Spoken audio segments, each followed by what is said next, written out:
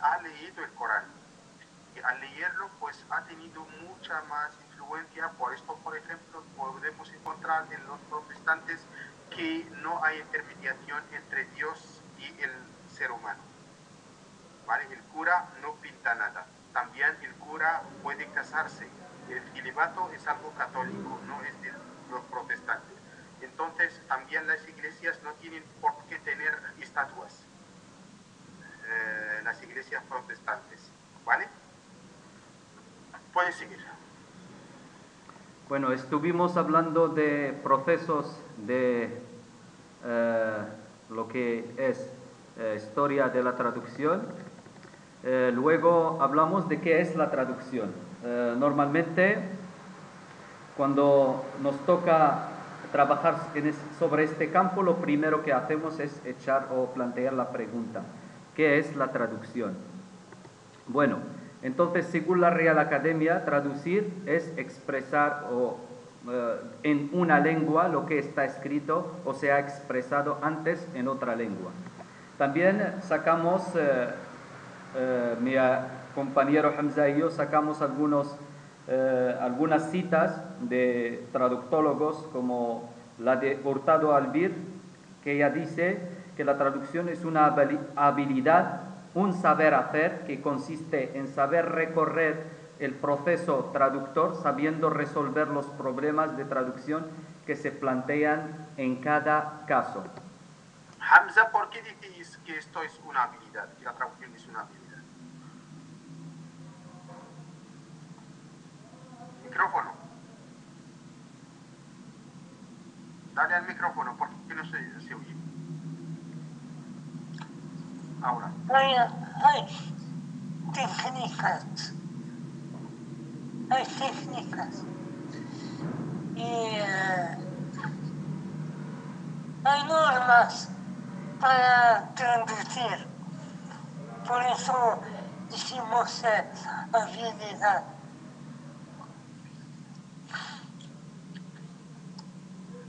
Vale, sigue. Como acaba de decir usted también la sesión pasada, tener mucha mano izquierda en cualquier campo, entonces un traductor o un traductólogo, o sobre todo un traductor que está en el campo de la traducción, ha de tener una habilidad, es decir, conocimientos de alto nivel, tanto a la lengua estudiada, que es la lengua meta, como a la lengua origen, que es la lengua madre. También en este ámbito, Benay y Dabernet dice que la traducción es pasar de una lengua A una lengua B para expresar una realidad. Siempre la realidad es la misma, pero la forma de decirla es la que cuenta. Bueno, seguimos ahora con el punto más importante, que es la teoría interpretativa. Nos toca hablar de la teoría interpretativa. Aquí se plantea la pregunta: ¿qué es la teoría interpretativa? Bueno, se le considera como la sucesora de la teoría lingüística, aunque en la teoría interpretativa se evita por completo la traducción literal y se usa como método de traducción contextual.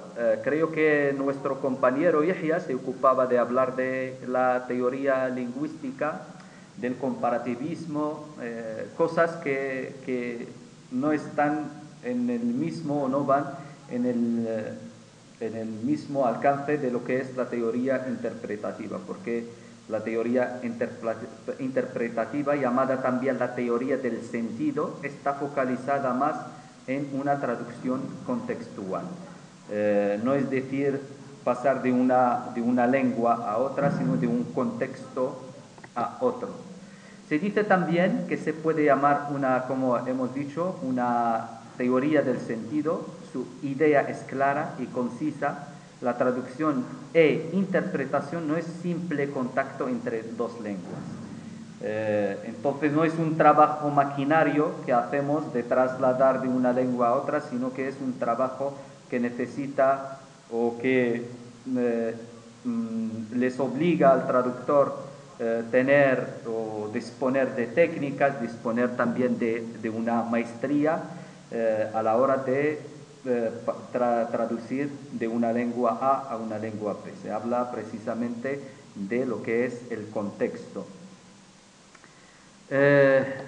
Seguimos en el mismo, hablando de la teoría interpretativa. Esta teoría surgió precisamente con l'École supérieure d'interprètes et de traducteurs de París, y los más representantes o los más representantes de la teoría interpretativa son John Delisle, el canadiense creo, y... Delille. ¿Cómo? No sé. Delille. Delille. Delille en francés, así se pronuncia. Jean Delille. Porque es su nombre. Yo lo he transcrito fonológicamente como se escribe, cómo se pronuncia en español. Jean Delille. Tenemos también a Danica Seleskovic y la española Amparo Hurtado, una también de las figuras más representativas de la teoría interpretativa es Marianne Lederer. No sé si la he pronunciado bien, creo que... Sí, correcto, Danica Seleskovic. Exactamente, dos son canadienses, una es francesa y Hurtado Amparo es española. Sí, que ha seguido los pasos, pero bueno, las dos más conocidas son Danica y Marianne, que han escrito el libro Interpréter pour traduire, un libro que es el fundamento, la base de esta teoría. Interpréter pour traduire. Interpréter pour traduire. Interpretar para traducir. Para traducir. Muchísimas gracias por dejarnos claro también ciertas informaciones, porque deja mucho que decir el tema de la teoría interpretativa y también de sus representantes. Seguimos entonces, como he dicho. ¿Sí? Es la base de esta teoría. Vamos. Entonces, como les he dicho, la fuente de esta teoría es l'École supérieure d'interprètes et de traducteurs. Está en el libro que nos ha dejado el profesor, que dice que es una escuela en París, entonces que fue la fuente o ha sido la fuente de esta teoría interpretativa. Como habéis seguido conmigo, la teoría interpretativa viene a, como hemos dicho al principio, si el como se dice, el Martín Lutero vino a reformar lo que era alguna cosa, pero no es una comparación igual. Hablando de teorías aquí, la lingüística o la teoría interpretativa de la traducción viene a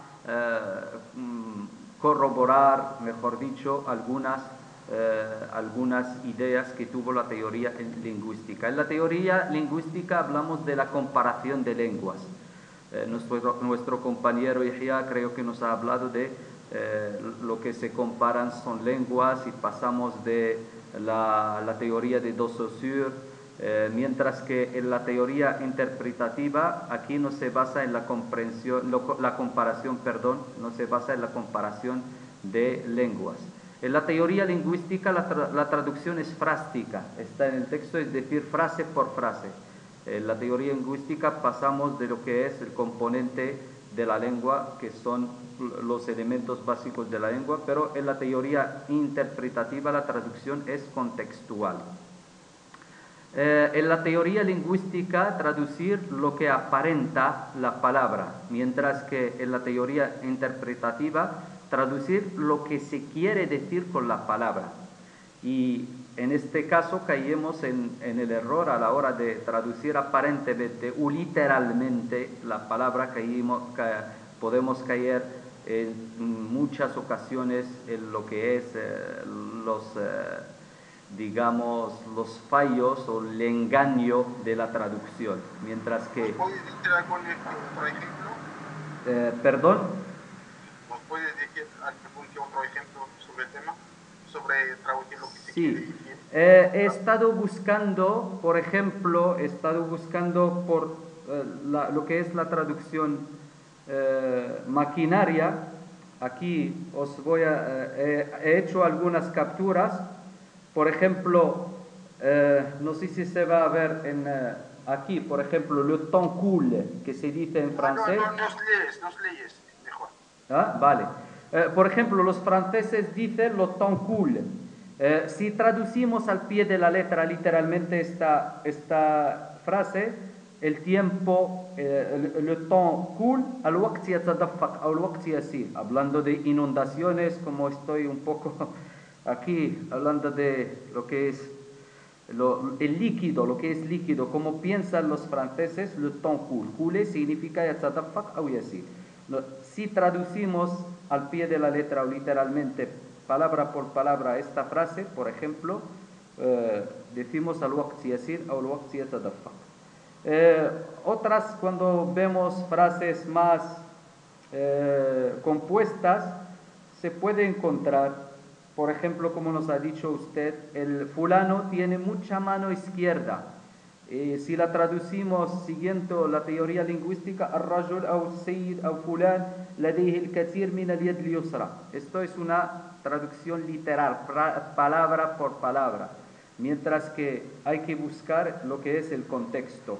Existe también a la hora de evolucionar, mejor dicho, ir progresando en el campo de la traducción a nivel de la inteligencia artificial.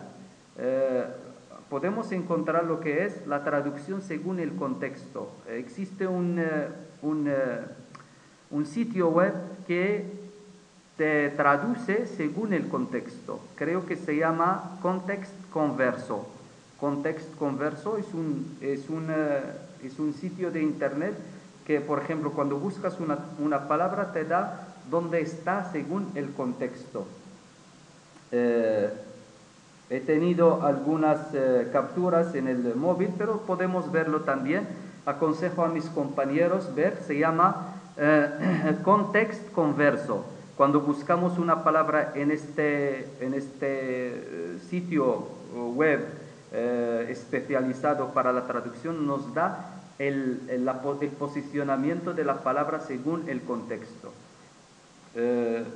Creo que he podido en cierto punto explicar bien, no sé si me explico bien, acerca de traducción, lo que aparenta y lo que quiere decir el autor. Vale. Sí. Bueno, los demás no sé. Vale. Bueno, seguimos. Otro punto, la teoría lingüística. Traducir es pasar de la lengua A una lengua B. Mientras que la teoría interpretativa lo que se traduce no son lenguas, sino textos. Pasamos de un texto A a un texto B. Seguiremos entonces. Aquí hemos elegido como punto de la estructura de esa exposición hablar de la función de la teoría interpretativa. A la hora de leer, buscar y ir investigando, es necesario, creo, hablar de la función de esta teoría.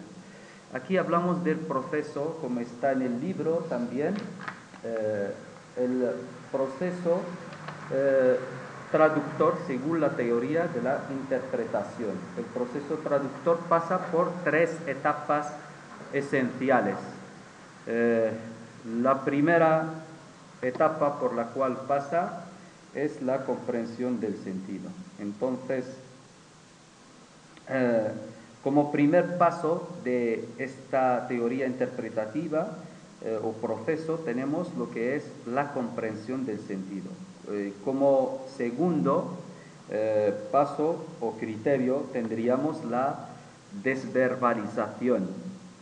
Y finalmente, como último paso, hablamos de la reformulación o también llamada reverbalización, lo que es la reverbalización o reformulación. Bueno, aquí hablando de la comprensión Primero, una cosa que el traductor tiene que recurrir a ella siguiendo el método interpretativo. El traductor en este caso moviliza sus conocimientos lingüísticos y también los cognitivos.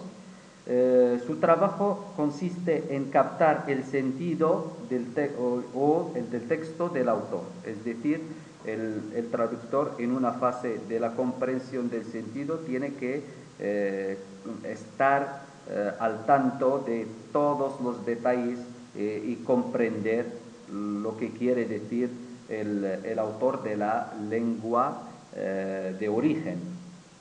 Después el traductor pasa a otra etapa que es la etapa de la desverbalización.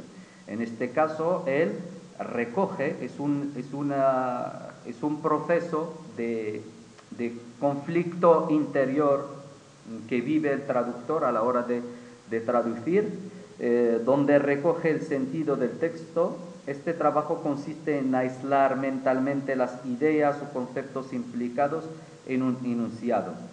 Y después tenemos la otra etapa que es la etapa de la reformulación. En este caso aquí, que es la etapa de reflejar el querer decir del autor, resolver los problemas con la fidelidad al texto original, intentar ser más fiel lo máximo posible al texto original y evitar la traducción literal o lo que llamamos transcodificación.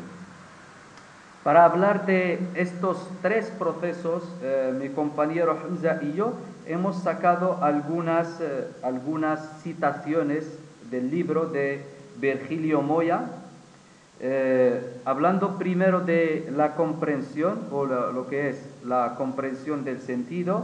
En la página 76 del libro La selva de la traducción dice el autor: ha de tener en cuenta también sus conocimientos del mundo, las circunstancias en que se produce un texto, el emisor y receptor de ese texto, y usar además su memoria de lo dicho o escrito previamente.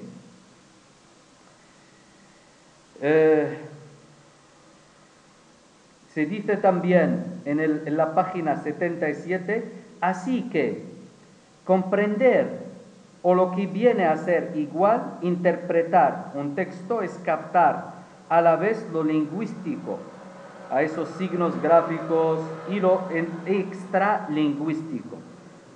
Libro de Moya, siempre en la página 77. Luego aquí hablamos siempre de la primera etapa, que es, como podéis ver aquí, que es la etapa de la comprensión del sentido.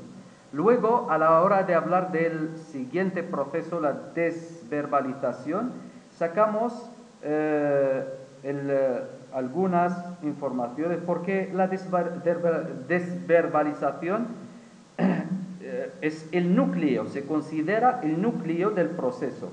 Es considerada la más importante o el más importante, la que en este momento donde el intérprete o traductor deja de lado relativamente los conocimientos que pueda tener referentes a la terminología, actúa de forma más concentrada para estar dispuesto a resaltar el contexto. Como bien sabemos, las palabras suelen tener muchos significados y estos varían según el contexto donde se presentan. Podríamos plasmar el segundo paso como lo confirma el autor diciendo en la página 78, aquí hablamos de la desverbalización, el núcleo del proceso, y el autor dice, Virgilio Moya, y es que en el fondo albergan el temor de que si no desverbaliza las palabras del original, si no descodifica los signos, el traductor pueda caer en la traducción literal, o según ellos, en la transcodificación. Y en cuanto al tercer proceso, que es la reformulación, así lo explica Virgilio Moya, diciendo: aparte ya de la capacidad asociativa y deductiva del traductor, tiene también mucho que decir su intuición, su imaginación y por supuesto su creatividad. Entonces, estos son los tres procesos más importantes a la hora de pasar o de traducir según la teoría interpretativa.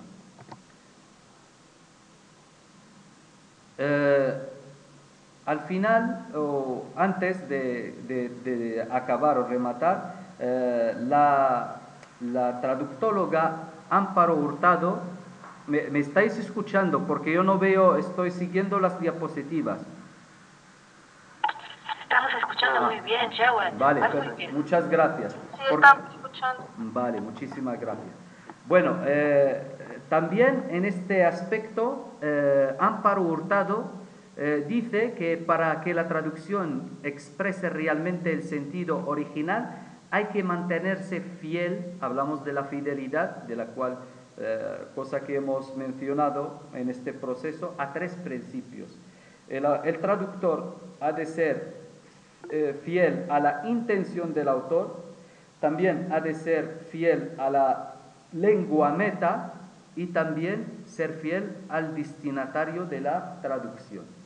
Cosa que también en la traducción literaria, este dicho de Amparo Hurtado también ha sido más o menos cuestionado en lo que concierne la traducción literaria. Pero la fidelidad es más importante porque siempre el dicho famoso de que el traductor es un traidor, a veces el traductor cae en la traición sin estar al consciente de ello si sigue una traducción literal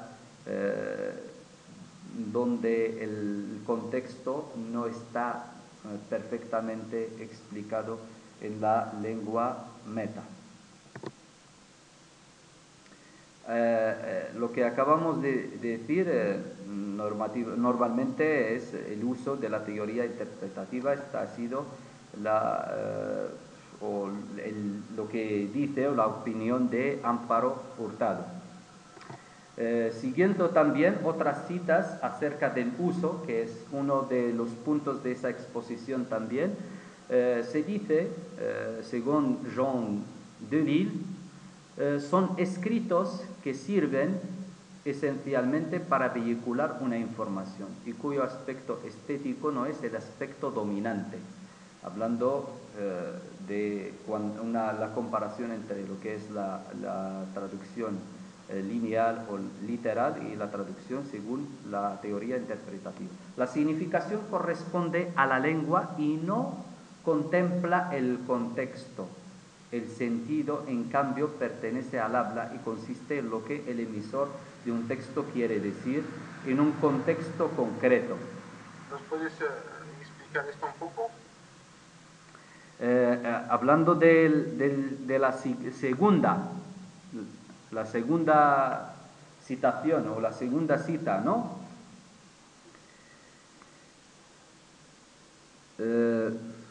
El tema de la fidelidad. Entonces, la teoría interpretativa, como hemos dicho al principio, es una teoría que viene para, entre comillas, corregir o corroborar lo que era la teoría lingüística.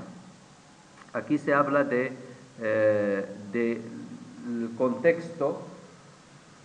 Siempre hay que partir del contexto del autor para poder traducir otro texto a la lengua meta. Para ello, como hemos dicho, los tres puntos en el proceso de traducción son más importantes a de tener en cuenta el traductor, esos procesos que son como hemos dicho, desverbalización, comprensión primero del sentido, después la desverbalización y luego la reformulación.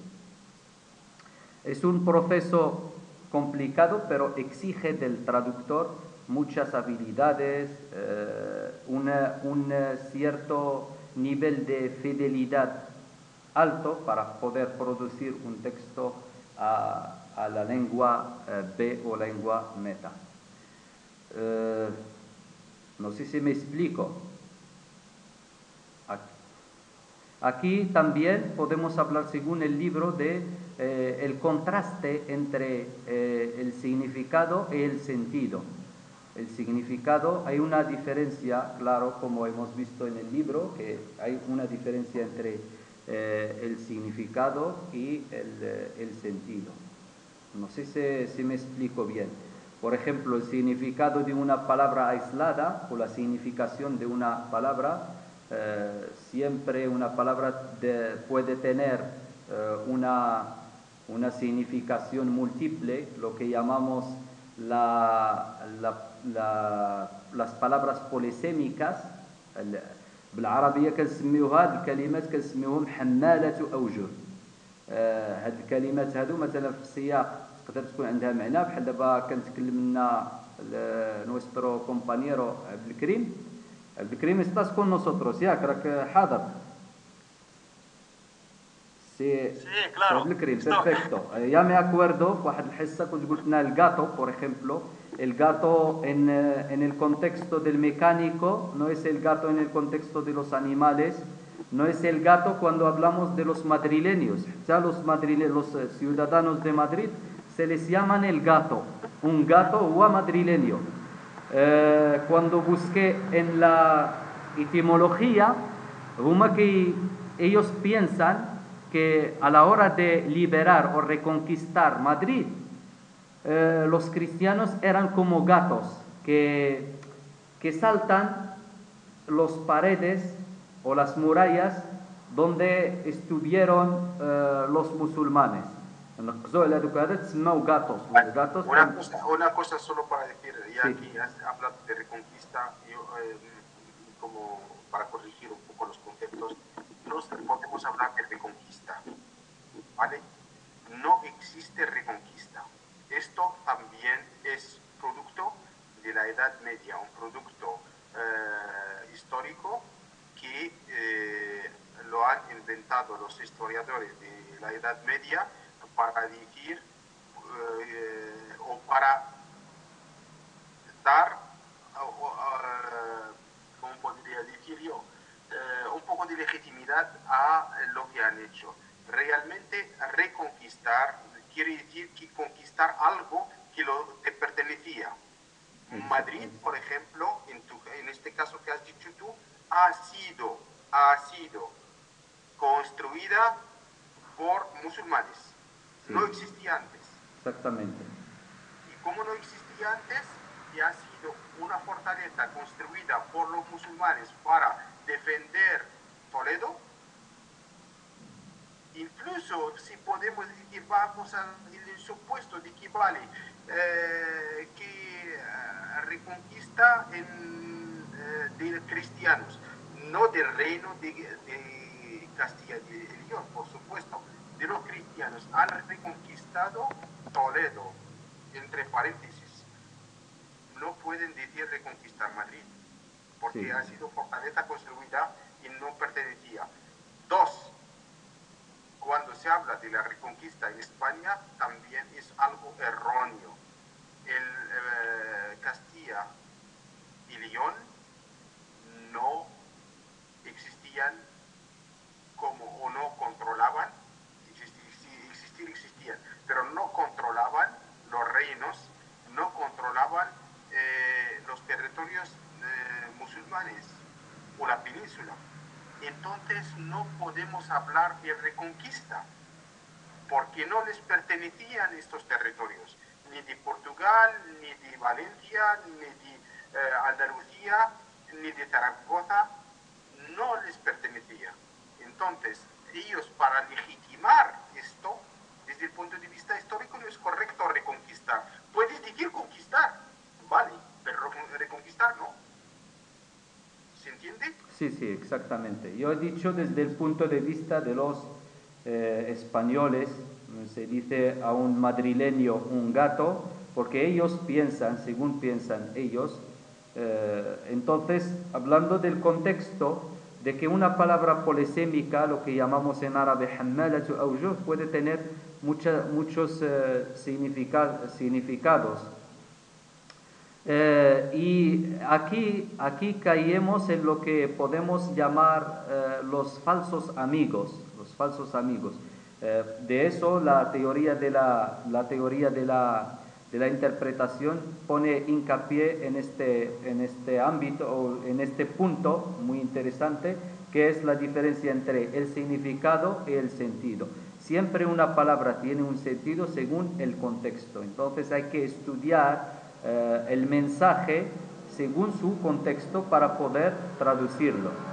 Estoy casi a finales, no sé si no sé si he acertado en explicar más o menos, profesor, lo que me acabas de decir, también poder aclarar a los compañeros este punto, que es la diferencia entre significación y sentido. Bueno, al final rematamos con una conclusión, porque está claro que las traducciones transforman la cultura del destino. Si nos fijamos en la historia, esta es una mezcla de culturas, incluso las que se creían más originales y puras tienen influencias de otras. No hay una cultura pura, una lengua pura como nos ha dicho el profesor antes. Todo esto gracias a las traducciones e interpretaciones, que son las que permiten la comunicación entre lenguas y civilizaciones, pero no solo transforma la de destino, sino que también percute en la de origen. Hay cierta influencia, cierto influjo en lenguas, porque hubo esa traducción, ese acercamiento, ese contacto entre lenguas. Por todo esto, autores como Calderón de León, Goethe en Alemania, son conocidos mundialmente gracias a la traducción. El objetivo, como podéis ver aquí en la pantalla, el objetivo de la traducción no es el de conservar a todo trance el exotismo o lo que es extranjero de estilo extranjero, sino llevar al lector al lenguaje del autor. Es lo más importante. También hay algunos puntos muy interesantes a la hora de pasar a la traducción como proceso. Nos hemos puesto de acuerdo en poner estos cuatro puntos. Primer punto, el traductor está en la obligación de disponer de ciertas habilidades y destrezas que las adquiere con la práctica y el intercambio. También tener competencia traductora, buen conocimiento de las lenguas con que se trabaja no impide que el traductor se enfrente a un conjunto de obstáculos, sobre todo cuando se trata de dos lenguas de expresión de dos mundos divergentes, como es el caso de la combinación lingüística español-árabe, por ejemplo. Siempre el profesor, me acuerdo de que nos habló, hay que tener buena competencia, buen conocimiento tanto del español como el árabe para poder pasar de un texto a otro y para poder traducir de la mejor manera algunos textos. Otro punto también, la traducción puede entenderse como proceso o como resultado. Aquí hablamos de tarjama como proceso, يعني مرحلة أو عملية ترجمة أو resultado, نتاج كذلك أو إنتاج, عملية نتاج الترجمة, como la acción de traducir o como el efecto de esta acción. Se le llama a la traducción a todos estos elementos. Y finalmente la teoría de la traducción. En cuanto teoría le interesa más la traducción como proceso que la traducción como resultado.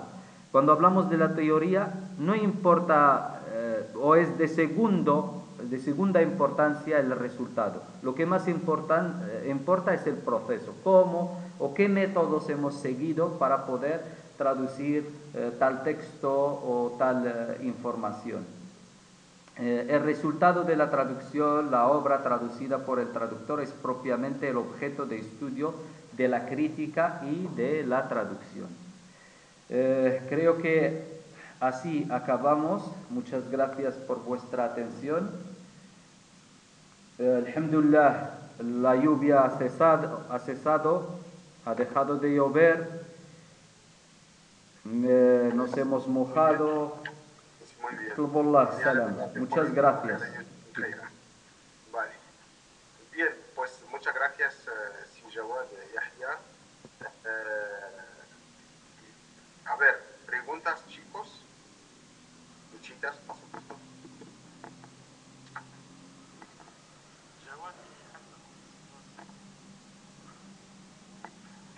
Profesor, Sí. Jawad, puedo aclarar algunas cosas y añadir más cosas sobre la teoría interpretativa. Bien, antes de hablar de la teoría interpretativa, o bien